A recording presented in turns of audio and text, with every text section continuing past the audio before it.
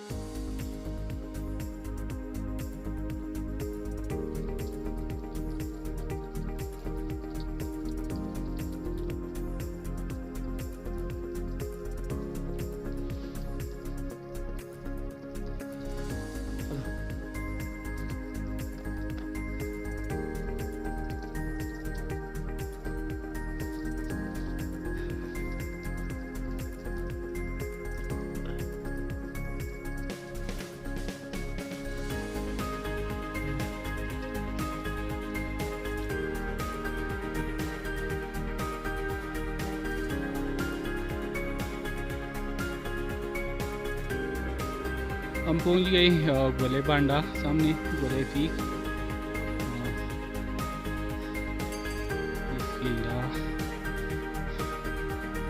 ये है बरूज बकसर और इसके पीछे ये वाला बसरू पीक है। सामने है दरगुसर और इसी साइड पर ये है स्पेरदातु बांडा और इस साइड पर है गजलुडफ।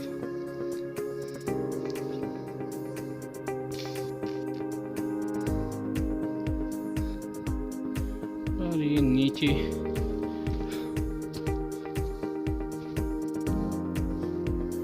बंजोट मंगलवार उस बांडई बरा बांडई और सारा एरिया बिल्कुल साफ नज़र आता है यहाँ से। और इसको बंगड़ा वो सर कहते हैं।